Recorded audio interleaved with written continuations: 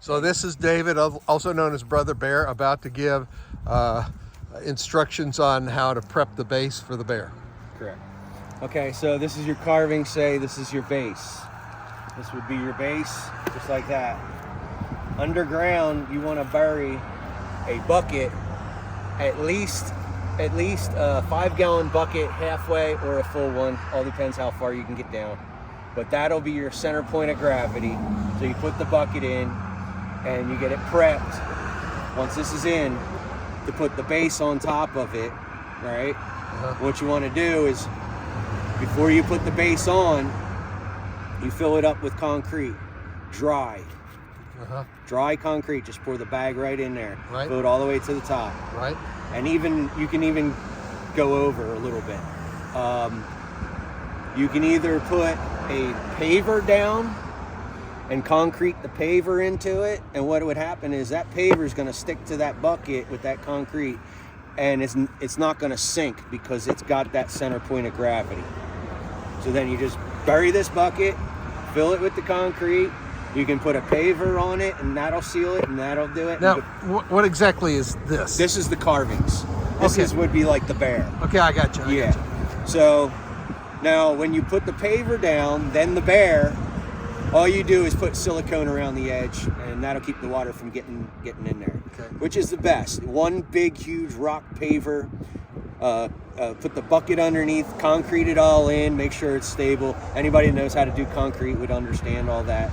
And then when you put it on, now a step further is you can drill through this piece of wood, all right, straight through here with a wood bit. Yeah. Then put a concrete bit in and drill into that dried concrete. That way you can spray pour epoxy for all thread, jam the all thread in there or the rebar, let it harden, and you can either weld a piece to that rebar or screw the bolt down. Okay. But that will bolt it. You can bolt it from the front and from the back. But you drill through the wood, drill through the concrete that you already got it on, put the epoxy down there, jam the rod in, let it dry, and then fasten it down however welding or screwing. So the dry concrete under here, does that ever get...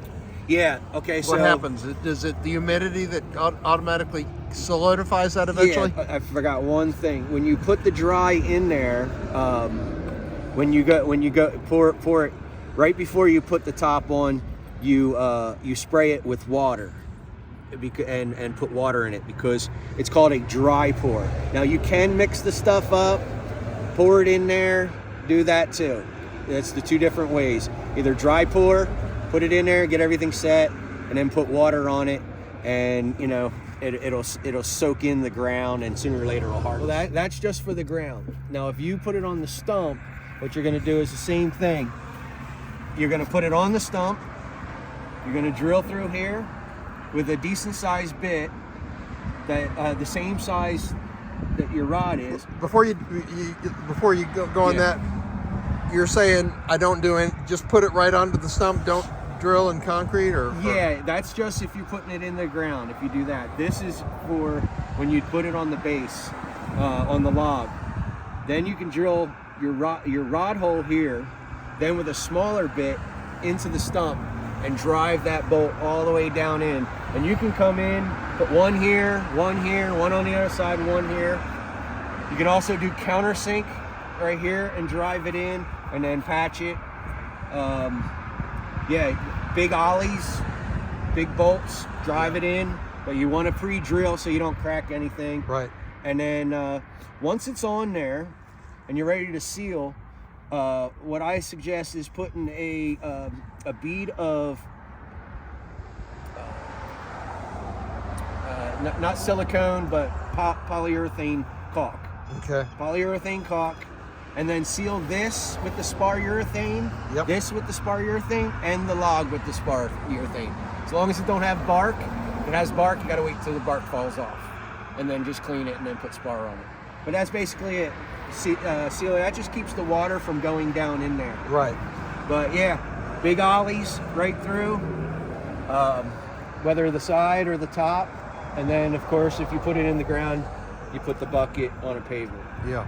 Well, I'm going to take advantage of I was misunderstanding you. I thought a stump, to keep the stump from rotting, to go ahead and bore the stump and clean it out and then put stuff in the stump. You can. Like I said, the stump, it might have bugs sooner or later wanting to try and move into it. Might have some of that. But yeah, however, if it is a solid log, you really don't have to dig it out. But when you put this down, you can put the not the silicone, but the polyurethane caulk.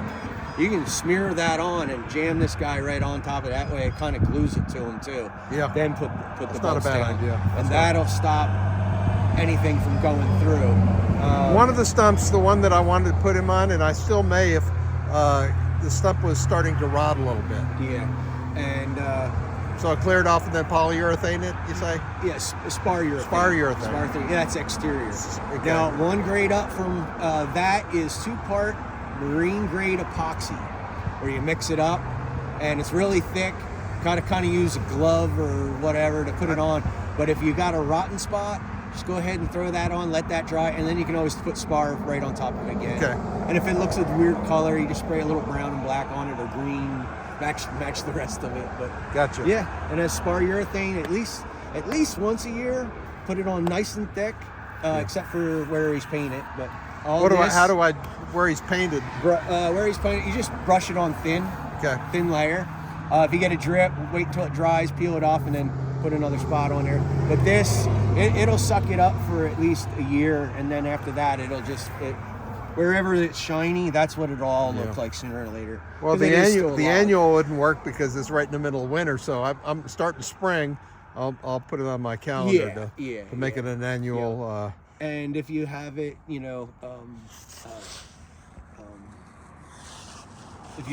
are you local? I'm in Roswell. Roswell. Like if you do get into a major bind, say it splits right through the face, and you're like, "Hey man, I need some doctoring." Just call me. I come out. It's a charge for me to come out. But what I do is I take wood door shims and glue, and I glue it in the crack. Wait till it dries. Shave it all. Put Bondo in it. Make sure it's sealed up. That's good to know. That's good to know. Yeah. Because you never know.